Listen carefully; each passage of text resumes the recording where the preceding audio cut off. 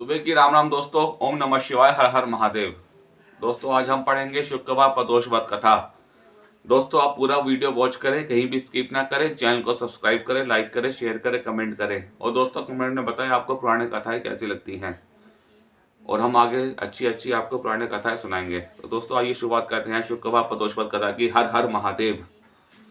शुक्रवार प्रदोष व्रत कथा। शुक्रवार त्रयोदशी प्रदोष व्रत पूजा विधि सोम प्रदोष के समान ही है। इसमें श्वेत रंग खीर जैसे पदार्थ ही सेवन करने का विशेष महत्व होता है। सूत जी बोले, प्राचीन काल की बात है। एक नगर में 3 मित्र रहते थे। तीनों में ही घनिष्ठ मित्रता थी। उनमें एक राजकुमार, दूसरा ब्राह्मण पुत्र और तीसरा सेठ पुत्र था। राजकुमार व ब्राह्मण पुत्र का विवाह हो चुका था। सेठ पुत्र का विवाह के बाद गोना नहीं हुआ था। एक दिन तीनों मित्र आपस में स्त्रियों की चर्चा कर रहे थे। ब्राह्मण पुत्र ने नारियों की प्रशंसा करते हुए कहा कि नारीहीन घर भूतों का डेरा होता है।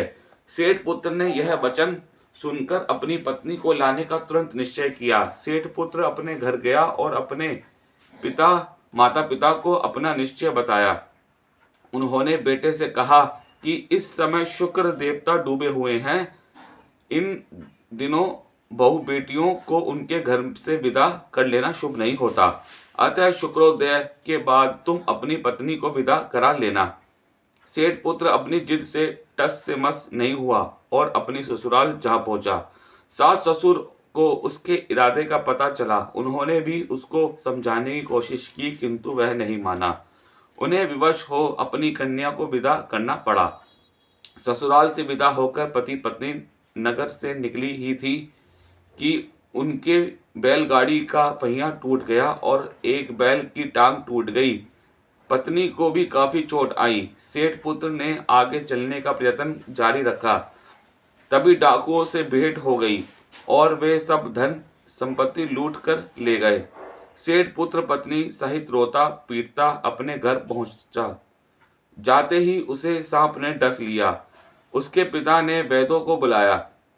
उन्होंने देखने के बाद घोषणा की कि तुम्हारा पुत्र 3 दिन में मर जाएगा। उसी समय इस घटना का पता ब्राह्मण पुत्र को लगा। उसने सेठ से कहा कि आप अपने लड़के को पत्नी सहित बहू के घर वापस भेज दो। यही सारी बाधाएं इसलिए आई है। आपका पुत्र शुक्रास्त्र में पत्नी को विदा करा लाया है। यदि यह वहां पहुंच जाएगा जो पुत्र बच जाएगा।